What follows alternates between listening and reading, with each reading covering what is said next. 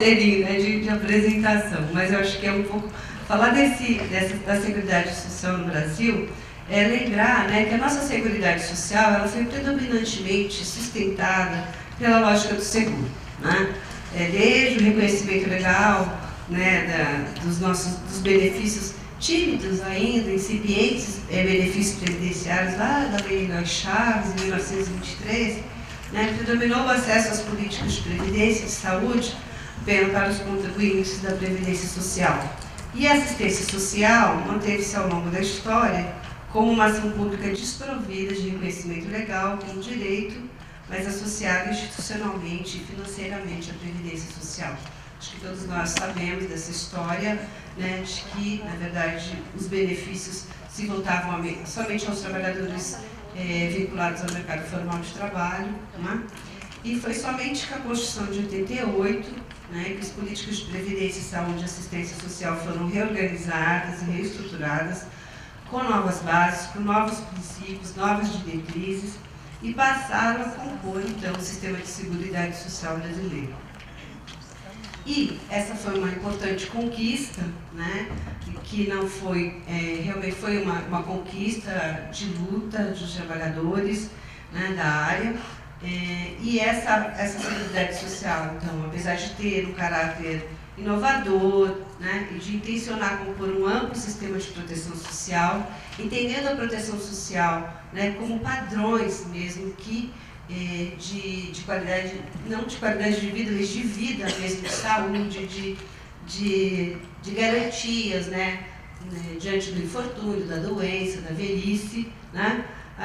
A Seguridade acabou se caracterizando como um sistema híbrido, né? Na verdade, a professora Ivanete Boschetti traz bem isso, né? Porque a nossa Seguridade Social ela conjugou, né, direitos derivados dependentes do trabalho, no caso da Previdência, né? Direitos de caráter universal, no caso da saúde, e direitos seletivos, no caso da assistência social, né? A professora Ivanete também traz a discussão de que as diretrizes constitucionais, né, nesse contexto dessa Constituição da Seguridade Social do Brasil, muitas das diretrizes constitucionais elas não foram consolidadas entre nós, né? Inclusive, o professor Chico de Oliveira fala que no Brasil a gente nunca teve mesmo consolidado um estado de bem-estar social ou uma seguridade social, né? Nós tivemos sempre um estado de mal-estar social, né?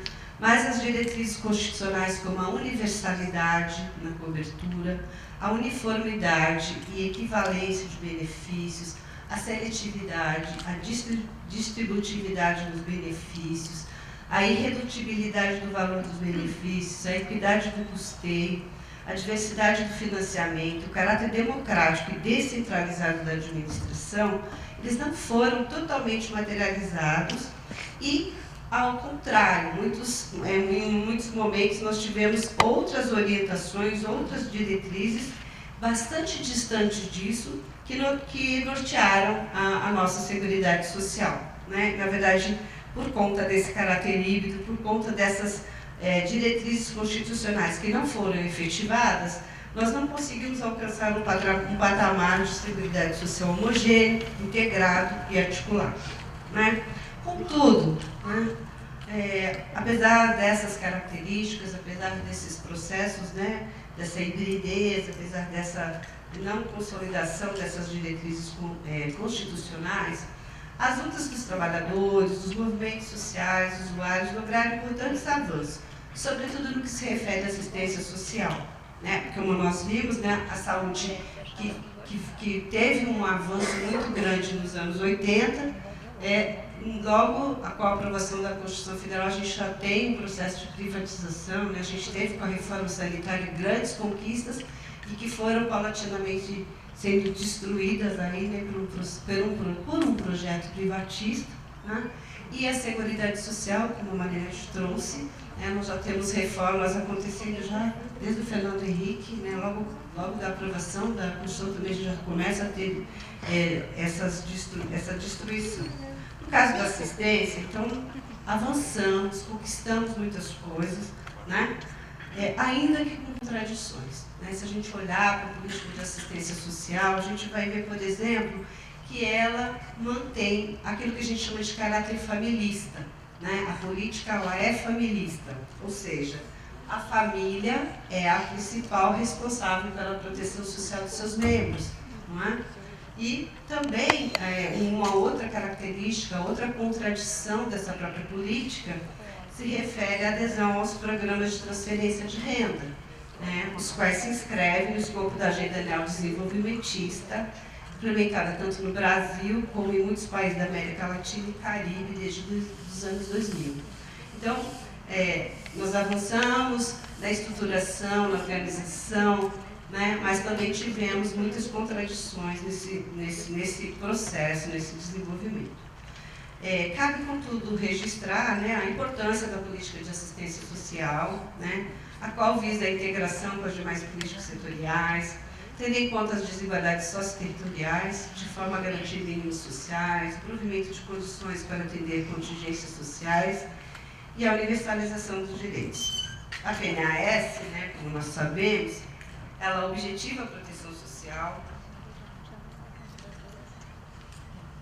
a inclusão e a equidade dos usuários e grupos específicos, o acesso a bens e serviços socioassistenciais básicos e especiais em área urbana e rural, que é uma coisa que eu considero da maior importância. Né? A política, pela primeira vez, os usuários, as pessoas da zona rural são incorporadas como beneficiários, usuários da política. Né? Além de assegurar que as ações no âmbito da assistência tenham centralidade na família, ainda que de maneira contraditória, e garantam a convivência familiar e comunitária. Contudo, né, como nós vimos falando aqui desde o começo, né, os direitos conquistados pela classe trabalhadora, inseridos na Carta Constitucional, estão submetidos ao ajuste fiscal, provocando um quadro de retrocesso social. Nesse contexto de crise do capital, né, que a gente sabe que é uma crise cíclica, né? Ela é inerente à própria dinâmica e estrutura do capital, né? E o capital vem, então, para enfrentar essa crise, que é uma crise de acumulação, vem construindo, vem engendrando formas de enfrentamento, e essas formas de enfrentamento vão rebater exatamente na vida e no trabalho da classe trabalhadora. Né? Nós vimos que no campo do trabalho, o quanto que os trabalhadores estão passando por um processo de precarização das condições de trabalho, adoecimento profissional, né? Muitas repercussões na vida dos trabalhadores, na vida das famílias, por conta dos efeitos provocados pelas estratégias do capital.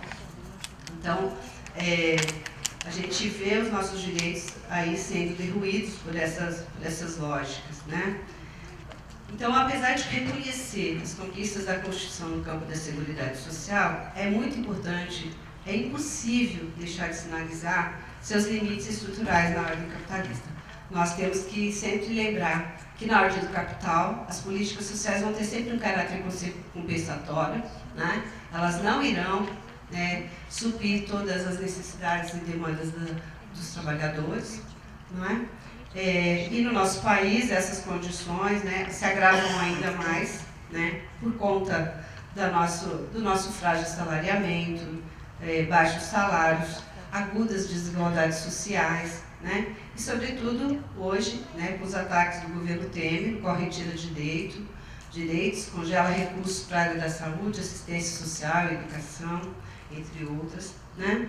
Mas, até a respeito desse desmonte da Seguridade Social, a gente vê isso claramente na Contra-Reforma da Previdência, como já foi falado, na privatização da saúde, né, com os CIPs, OS, que estão aí, né, pululando por todos os lados. Na área da assistência social, particularmente, a gente vai ver, né, a vergonhosa redução de recursos orçamentários para a viabilização do SUAS. Né? Exemplo disso, dessa vergonhosa redução orçamentária, eu trouxe aqui alguns dados que a gente consegue enxergar claramente quais são os propósitos deste governo para a assistência social. No dia 6 de setembro, né, o SUAS sofreu um duro golpe, na medida que foi apresentado o novo marco fiscal, né, uma medida neoliberal que acompanha as contra-reformas e ameaça as conquistas. E nesse novo marco fiscal, né, a gente tem aqui uns dados sobre o orçamento. O Conselho Nacional de Assistência havia proposto para 2018 um orçamento de 59 bilhões na Resolução 12 de 2017, sendo que 2,7 bilhões para manter a rede de serviço, pagar as parcelas em atraso, 1,3 bilhões. Porém, o Ministério do Planejamento estabeleceu um limite de 900 milhões para toda a rede de serviço e programa da área. E o mais espantoso é que não houve uma contraproposta, sobretudo da Secretaria Nacional de Assistência Social. É algo bastante importante de demarcar. O Ministério do Planejamento lançou uma proposta de orçamento bem abaixo do próprio limite, apenas 78 milhões. Com isso, o Ministério do Desenvolvimento Social, MDS, e o Fundo Nacional de Assistência Social terão disponíveis menos 400 milhões de reais em recursos para 2018, quando, na verdade, a necessidade é de 52 bilhões de recursos para o benefício de prestação continuada, 3 bilhões para manter os serviços atuais e aplicar a rede com novas expansões, sobretudo tendo em conta o segundo plano decenal de assistência social. Essa condição, imposta pelo governo, irá inviabilizar a maior rede de serviços, programas, projetos e benefícios da América Latina. Congelamento e redução dos recursos para a assistência social desmonte do SUS impactam diretamente mais de 30 milhões de famílias referenciadas nos mais de 8 mil centros de referência da assistência social e centros especializados de assistência social. Mais de 160 mil pessoas acolhidas e protegidas por uma rede estatal e complementada por organizações de assistência social que atende crianças e adolescentes em risco, pessoas idosas e com deficiência, mulheres em situação de violência, população LGBT, adolescentes envolvidos com a lei, população em situação de rua, migrantes e famílias, milhares de pessoas atendidas diariamente podem ficar sem proteção pela descontinuidade dos serviços especializados. Mais de 4,4 milhões de beneficiários do BPC, sendo 2,4 de pessoas com deficiência e 2 milhões de pessoas idosas, estão com seus direitos ameaçados. Mais de 13 milhões de famílias atendidas pelo programa Bolsa Família estão em risco de perder seus direitos pela redução de 11% dos recursos. Na verdade, a gente enxerga claramente a intenção de redução do acesso para a maioria da população que usa os serviços, com impacto, sobretudo, para as mulheres, que são sua maioria, usuárias da política, e, ao mesmo tempo, responsabilizadas socialmente pela função de cuidados de crianças, pessoas com deficiência, idosos, que são um público prioritário da política. No campo dos trabalhadores, são mais de 600 mil trabalhadores do SUAS atuando na rede de serviços que serão afetados diretamente. Em pesquisa que eu fiz em 2014 e 2015, aqui no Vale do Paraíba, a gente já evidenciava uma grande precarização na contratação dos trabalhadores, muitos trabalhadores terceirizados, trabalhadores contratados por cooperativas, o tempo parcial, enfim, já havia, desde 2015, um quadro de precarização e que esse quadro vem só se agravando, não é? Nós estamos assistindo aqui nos municípios da nossa região um verdadeiro desmonte do SUS, não é? Um verdadeiro desmonte do SUS. Na verdade, o golpe é contra o SUAS e é um golpe contra a população brasileira, né? Especialmente aqueles que vivem diariamente com as consequências das desigualdades e violações de direitos, como fome e violência. Só para ter um quadro ainda mais geral, por exemplo, para o fortalecimento do SUAS, uma despesa obrigatória que é o BPC, o CNAS aprovou 55 bilhões, né? O projeto da lei orgânica anual, da lei orçamentária anual, caiu para 55 bilhões, uma diferença de menos 743 milhões, um corte de 1,7 no orçamento. Mas ainda na parte dos pisos de proteção, estruturação da rede, ações complementares, apoio à gestão, etc., o CNAS aprovou 3 bilhões, o corte foi de 62 milhões, e a gente tem uma diferença no corte. Não, a proposta da lei anual orçamentária de 62 milhões e teve um corte de 3 bilhões no orçamento. Ou seja, 98% do orçamento para tocar o SUS foi cortado. É uma barbaridade. Para o Fundo de Assistência também, de 59 bilhões, caiu para a proposta, foi de um corte de 3 bilhões também. Então, na verdade, aqui eu tenho outros dados importantes que a gente pode ver.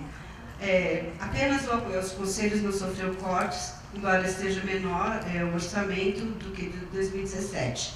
Na verdade, totalizando para 2018, 4,6 milhões. Mas isso é uma coisa também para se refletir, né? Porque muitos dos conselhos estão sendo cooptados, né? Então a gente também tem que avaliar até que ponto essa não é uma estratégia também utilizada pelo próprio governo. Os serviços de proteção social básica passam de 2 bilhões para 800 mil. Gente, atenção, de 2 bilhões para 800 mil. Um corte de 99,9%. A estruturação dos serviços de proteção básica passa de 7 milhões para 200 mil. O Acessuas, isso eu acho, Acessuas Trabalho, passa de 50 milhões para 200 mil, um corte de 99%. Isso que nós temos 14 milhões de trabalhadores desempregados, né? Então não dá para entender, né? Ou dá. O serviço de proteção de média complexidade reduz de 536 milhões para 500 mil. Né? O serviço de proteção especial de alta complexidade é reduzido de 287 milhões para 500 mil, corte de 99%. Recursos para a estruturação do serviço de proteção especial foram reduzidos de 9 milhões para 200 mil, corte de 97%. Apoio à gestão, os cortes chegam a 99%. O programa Bolsa Família sofreu redução de 29 bilhões para 26 bilhões, ou seja, quase 2 milhões de famílias sem acesso no próximo ano. Já o programa Criança Feliz tem previsão de 1 milhão de recursos, o que revela a prioridade do governo. Conforme estudos, né, produzidos pelo Núcleo de Estudos da Assistência Social da PUC São Paulo, coordenado pela professora Daísa, inclusive com a publicação de um texto que é o Conselho Todos a Ler, ele até trouxe aqui, a transitoriedade da felicidade da criança brasileira, uma análise bem lúcida sobre o que significa criança feliz, né, que inclusive tem adesão de quase de 2.000, parece, não estou lembrando, 2.400 municípios. Cadê a Tabata? 2.400? Não lembra? Então, esse programa é um programa pontual em detrimento de um sistema público como o SUS. 10 minutos, estou acabando. O Criança Feliz, então, na verdade, diante de tantas coisas que a gente pode identificar no estudo feito lá pelo grupo da Aldaísa, a gente pode perceber o seguinte: o programa Criança Feliz está em descompasso com todas as conquistas como Constituição Federal, como ECA, né? É um programa que parece desconhecer o sistema de garantias de direitos, se apresenta como um programa periférico, gerando expectativas de direitos sem segurança jurídica ou metodológica. Né? É um programa que não explicita procedimentos concretos para sua efetivação. Tem muitas coisas tristes sobre dessa análise, a gente fica chocado. O programa Criança Feliz, ele se destoa, evidentemente, das políticas públicas que buscam atender as famílias e seus membros, e foca a figura da mulher e mãe como cuidadora, privilegiada de criança, não menciona o Instituto da Paternidade Responsável, ele viola totalmente a igualdade, ignora o conceito de família extensa, né? Ele reedita práticas de controle, de culpabilização, né? De controle de culpabilização, de disciplinamento, né, por parte do Estado. Então, as famílias vão ser ensinadas, entre aspas, a cuidar dos seus filhos. Aquilo que a gente combate há tanto tempo, esse governo reedita, né? Na verdade, esse programa, ele realiza um salto histórico às avessas, como o próprio texto diz, né? Faz um retorno ao passado, tudo aquilo que a gente lutou para acabar dentro da política de assistência social. Uma outra característica desse programa, gente, e que também é muito preocupante para nós, profissionais assistentes sociais, é o fato de, dentro dele, ter determinado que os visitadores são de nível médio, e que vão semanalmente às moradias das famílias, né, para avaliar as condições, etc, etc. Eu acho que aqui a gente tem um problema grave de desprofissionalização da política de assistência, né? E assim, esse caráter disciplinador, essa coisa da vigilância está muito presente nessa lógica. Então, acho que isso é um problema que nós vamos ter que enfrentar e discutir e levar para o município, porque isso vai gerar consequências gravíssimas para as famílias, né? O programa não se baseia na universalidade da cobertura, enfim. Quanto tempo? 5? Nossa, Diego, passou rápido. Tá bom, vou acabar. Tá bom. Então, nós vimos que, além desse programa, né, outros cortes também foram observados em políticas transversais de defesa de direitos, como política para mulheres, igualdade racial, né? Do ponto de vista da política de assistência social, né, se a gente pensar no segundo plano decenal, aquilo que fomos conquistando como propostas, a gente vê que lá no plano decenal havia uma perspectiva de ampliação progressiva dos recursos para a universalização e integralidade da proteção social, mas que isso passa a ser inviabilizado, né? Como diz a Jucimere Silveira, no momento em que se propunha iniciar outro estágio de desenvolvimento do SUAS, né, de alcançar aqueles que estavam fora do acesso à proteção, trabalhar princípios importantes em seguridade social e sistemas universais de proteção, que é a integralidade dos direitos humanos das políticas públicas, o SUAS hoje encontra-se mesmo em ameaça, né? E se nós não conseguirmos barrar esse cenário de desmonte, né, a gente vai realmente se deparar com condições de agravamento, de pobreza, de violência, né, muito profundos, né, eu considero mesmo de um quadro de barbárie, né. Nós estamos vivendo um processo de contra-reforma, né, que a gente já tem falado aqui, né, e que o desafio maior é encontrar formas mesmo de lutar. Eu estou cortando uma parte aqui, mas vai dar tudo certo. Eu acho que para nós, trabalhadores assistentes sociais, o momento requer análise crítica e radical, de forma que possamos construir estratégias de defesa do SUAS, juntamente aos outros trabalhadores e aos usuários da política. Nós temos um momento delicado, né, que a política ela está completamente desqualificada, né, ela não é vista de uma forma como algo importante e necessário para a construção de direitos, de cidadania, e que nós temos que, de certa forma, reaprender, né, levar essa discussão novamente junto aos nossos usuários. Acho que a gente tem que pensar em construção de alianças com os usuários, movimentos sociais. Nós temos que refundar a democracia, que está sendo completamente destruída aqui no nosso país. Temos que defender intransigentemente os direitos humanos, né? Porque quando nós pensamos em direitos humanos, quando pensamos em direitos sociais, eles também compõem os direitos humanos e eles estão sendo violados a todo instante, inclusive com esse desmonte. O cenário é desalentador, né? Desalentador, mas eu acho que para terminar, porque o tempo está acabando, mas eu acho que a gente precisa usar a poesia, inclusive começamos com poesia, vamos usar a poesia para nos animar, para nos estimular mas principalmente para reafirmar os nossos compromissos ético-políticos, né? Eu acho que a nossa categoria profissional, ela sempre teve essa marca forte de ser uma categoria que luta, que enfrenta desafios e que consegue, a partir de uma perspectiva crítica, fazer uma articulação mais ampla. Eu tenho visto alguns movimentos dessa articulação da nossa categoria, inclusive no campo da academia, né, que é onde eu transito mais. Não sei se vocês souberam de um exemplo claro da nossa força. Um projeto da professora Elaine Belli, Vanete Moschetti e outros, foi barrado no CNPq porque disse que tinha uma matriz crítica, marxista, etc., e que o projeto foi reprovado.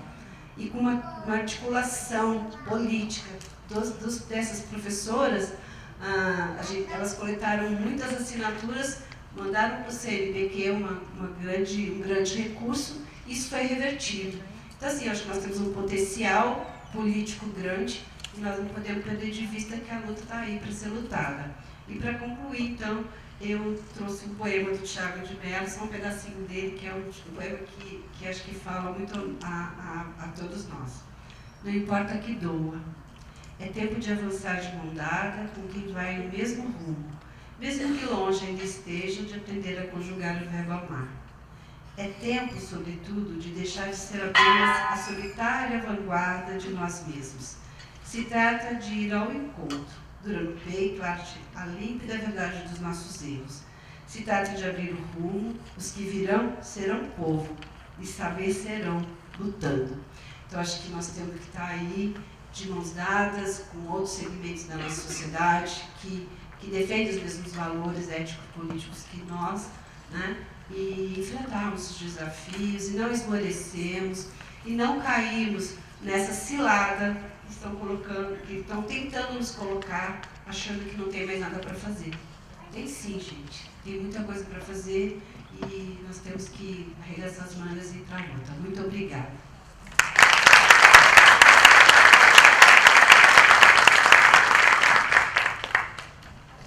Muito obrigado, Elisa. Bom, vamos iniciar o debate. Preciso de alguém para ajudar aí para anotar os nomes, fazer inscrições. Alguém quer ser a primeira pessoa?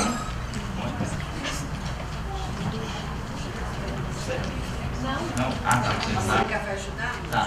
Luciano. Não, vou ajudar, gente.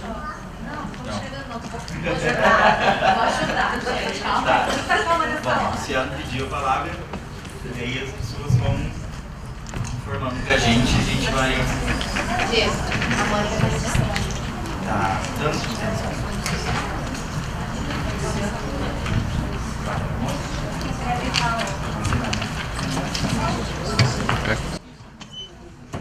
Boa tarde a todas. Eu sou Luciano, assistente social, Defensoria Pública de Caraguatatuba, e estou na direção estadual do CREA São Paulo. É uma oportunidade, mais uma vez, saudar, em nome da direção estadual, a mesa, Maria do Carmo, Marinete, Elisa, Diego, né? E todas e todos que estão aqui nessa importante atividade. Eu acho que a gente precisa mesmo multiplicar atividades que possam debater a fundo a situação da seguridade. Eu pedi inscrição, na verdade, para fazer novidade, né? Fazer uma provocação básica. Na verdade, não é uma provocação, é uma reflexão, né? Contribuir para uma reflexão crítica diante do projeto ético-político, né? Ou melhor, sobre o projeto ético-político frente ao que a gente está debatendo hoje aqui. Quando eu vi a Elisa dizer sobre os cortes drásticos, né, na assistência social de cunho neoliberal, do mais extremo possível, e lembrando que a direita pode ser radical e a esquerda não, né? Então, só para situar essa questão da radicalidade. E aí, Elisa colocou que a Secretaria Nacional de Assistência Social não se manifestou, nem sequer fez uma proposta alternativa, sabe? Uma proposta até morna. Já podia esperar uma proposta morna da secretaria. Falou, olha, vai cortar 90%, mas corta 50%. Essa ainda seria ruim, mas pelo menos é uma manifestação de crítica, né, vamos dizer assim, mínima, mas nada. Nós não vimos nada. Então eu queria colocar, trazer na verdade alguns aspectos. Eu não sei se todas sabem que a Secretária Nacional de Assistência Social é assistente social. Ela tem inscrição ativa no CRES São Paulo, na região da capital, da sede. Ela é Maria do Carmo Brant Carvalho. Ela, conhecida como Carminha, teve um importante histórico de contribuição na categoria até um determinado momento, a meu juízo, até um determinado momento, e ela confirma esse juízo meu, em aceitar ser secretária do Temer, que tem que ser derrubado. Eu acho que a gente não só deve lutar contra o golpe que está sendo dado à assistência social, né, interna, mas a gente tem que derrubar o governo Temer. E dizer, do ponto de vista do projeto da política, colocar uma pergunta: a que projeto que esta colega serve? Para quem ela governa? Né? Qual projeto profissional ela está respondendo neste cargo de Secretária Nacional de Assistência Social? E aí tentar trazer um desdobramento dessa postura dessa colega, né? Respeito a colega, mas não respeito as escolhas dela, um desdobramento para a nossa realidade. Sabe quando a gente é convidado pelo governo de direita ou governo complicado a assumir determinados cargos e a gente entende muitas vezes que aquele momento é um momento da gente ter uma oportunidade de destacar a profissão em determinado espaço? É a mesma coisa, gente. Então a gente precisa ter muito cuidado no trato político, no cotidiano profissional, para a gente não cair, até porque ela não tem nada de inocente, mas a gente pode, no contexto até de opressões, no contexto de assédio moral, a gente pode até tentar ser ludibriada nesse processo, e a gente tem que ficar atenta. Nós não podemos, no meu entender, cair nessas ciladas de que a profissão precisa ter destaque, então por isso pode assumir qualquer cargo de qualquer tipo de governo, para executar qualquer tipo de política, ou forma de executar a política de assistência, de saúde, da Previdência. Então, só queria deixar essa reflexão, né? Concluir trazendo um dos aspectos da nossa carta-programa, da direção estadual, que é o momento de realizarmos uma nova greve geral para derrubar o governo Temer. Vejam como está mobilizada a população da Catalunha em torno de algo que ela quer muito, que é a independência. Então percebam que isso não é impossível. Então vamos centrar forças na luta coletiva e vamos organizar mais uma greve geral que tenha 24, que tenha 42, 72 horas, e vamos derrubar o governo Temer.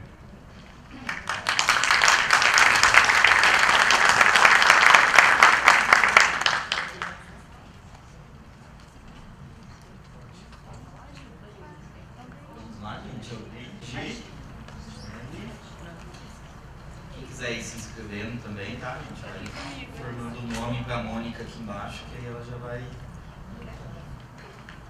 Boa tarde a todos e todas, eu sou a Gisele, sou assistente social do INSS, sou cupim de ferro com muito orgulho. Eu queria agradecer a fala da Elisa, da Marinete e da Maria. A gente precisa realmente discutir esses assuntos. E eu tenho pensado assim, como que você, no contexto atual, você tem uma pessoa, a Dona Maria, por exemplo, que foi lá, está doente, vai na SUS, não consegue o atendimento, está com a cirurgia marcada que não vai sair nunca. Aí ela está em auxílio-doença, ela tem alta, porque alguém achou que não valia a pena ficar bancando, imagina, né? Ela deve estar trabalhando, não vou pagar essa mulher. Ela tomou alta, não tem renda, ela vai no CRAS, ela não vai conseguir nem uma clássica cesta básica. Aí eu fico pensando no tanto de Donas Marias que tem por aí, que é essa população que a gente atende.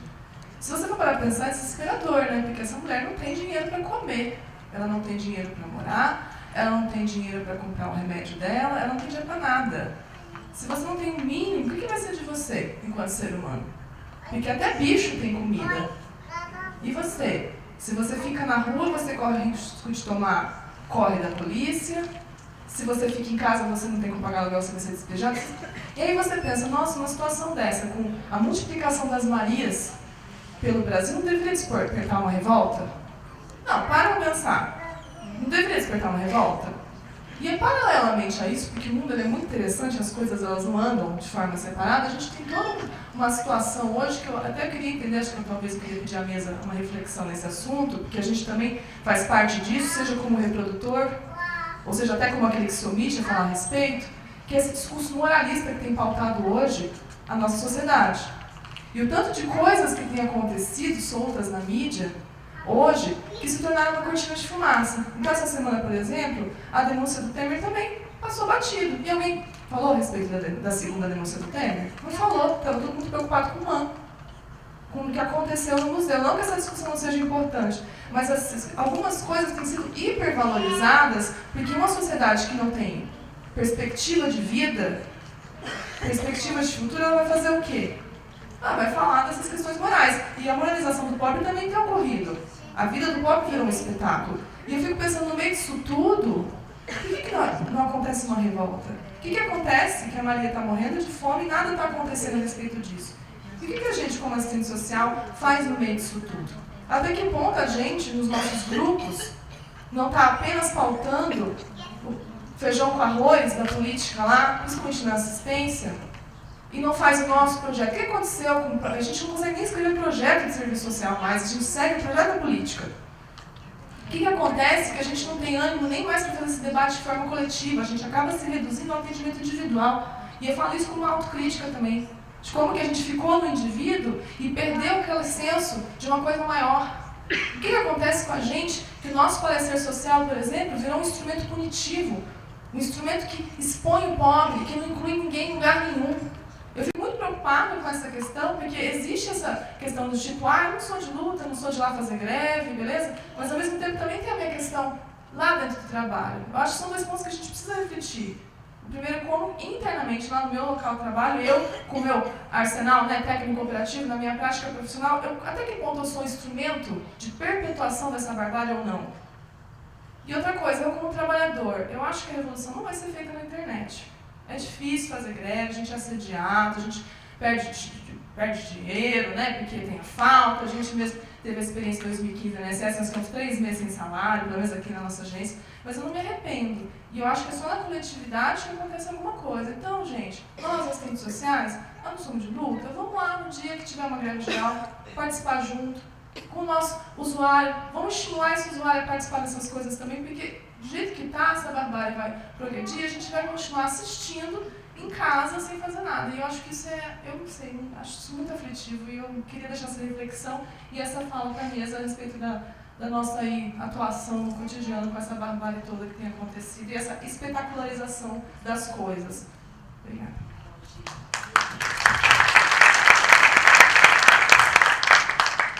Vamos lá, gente. Quem é o próximo?